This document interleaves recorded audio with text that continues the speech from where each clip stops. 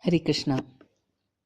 We have to appreciate Bharatvarsha. Actually, Bharatvarsha was included the whole planet. It's not only India, because earlier the whole planet was ruled by kings from India, and so everybody was under this Bharatvarsha.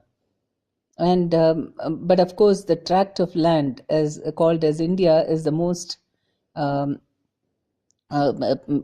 pious, because that's where all the sages have appeared, and the Supreme Lord, various incarnations have appeared on India. And so we must be very, very proud of this land, because this is where the Ganga flows. This is where the Supreme Lord and his incarnations as Rama, Krishna, and so many other incarnations have appeared. And and so many different sages are still living in the Himalayas and so many other places who are doing great tapasyas. So just imagine what a great land we live in. That is the reason we should feel very proud of this country. But unfortunately, of course, in today's world, people have lost all idea or knowledge about what this country stands for and how great it is. On the other hand, they are looking for only sense gratification, which is anyway available. This land of Bharatvarsha is for elevating ourselves, and automatically we will get even sense gratification if you want. Place of fruitive activities is the land of India. So if you want even to go up on your material sense enjoyment, like even to Swarga, then this is the place where you can do tapasyas and then easily get it. Instead, we want to do the other kind of tapasya of working hard day and night and earning a lot of money to enjoy. But that way we don't get the enjoyment, because there's a lot of suffering accompanied to it.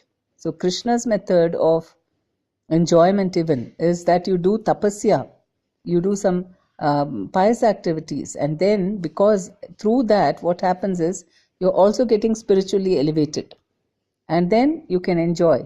And in this way, it's a slow process. You get some entitlement to enjoying in the Swargaloka, and because you're also spiritually elevated, again then when you overcome, when you run out of all your pious karmas, then you come back to the earth again. You start off from where you left off. So hopefully the spiritual level is more or less the same or better, and then you again keep renewing your consciousness like this.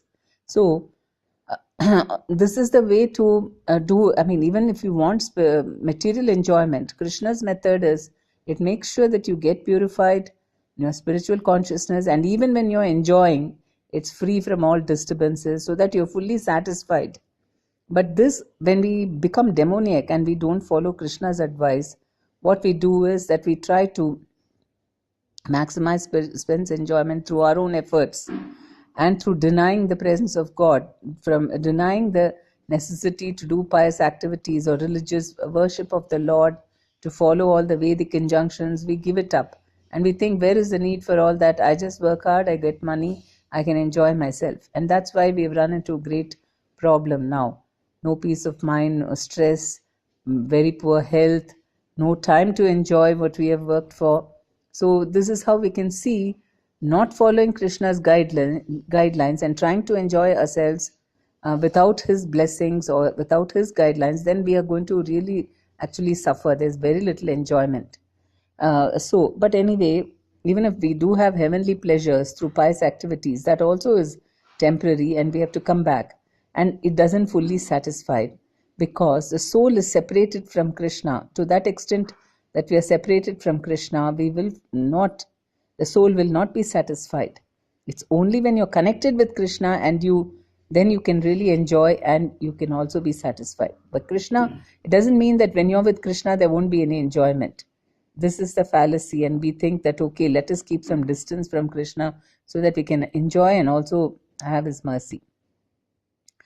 But the soul is actually full of enjoyment. It has all senses, it has mind, it has intelligence, everything. But only difference is that it is connected to Krishna, and so it is completely satisfied. whatever the soul enjoys is in the company of Krishna, and so whatever it's enjoying is also many times expanded. The unlimited quality of Krishna in a more limited way, we also get unlimited happiness. So we have to be very intelligent and very introspective. Only then we can not get swayed away by how the modern trend is going, in what direction it's going. It's heading in the totally wrong path of understanding godlessness.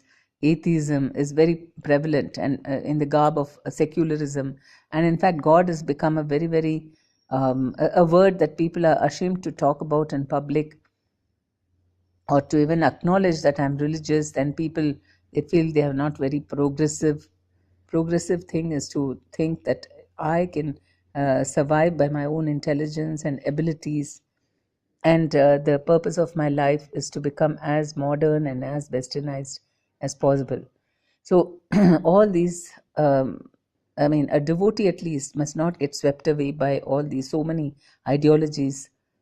We are bound to get affected because we are all social beings, and we do get affected. We are tend to be imitative in our styles of, we always feel we have to be like others. We want to be accepted in society. And so even if we don't want to, even inadvertently we can get influenced by people's attitudes and so on. That is why we have to cross check all the time with sadhu, shastra and guru, whether I'm not getting deviated, detour from my actual purpose of going back home, back to Godhead. We need to live here, but then this is not our actual place of permanent living. So while we get along with our neighbors and so on, we know we have to plan for our permanent house, and that's why we need to be on track, associating with devotees and getting guidelines from senior guru and senior Vaishnavas, and living our life in an exemplary way, so that people who are getting bewildered and distracted can also see how devotees are living and making their lives successful, and then they will also be attracted about going back home, back to Godhead at the end of their lives. Hare Krishna. Thank you. That sends a commentary on Bhagavatam 5th canto, chapter 17, text 10 to 11. Hare Krishna.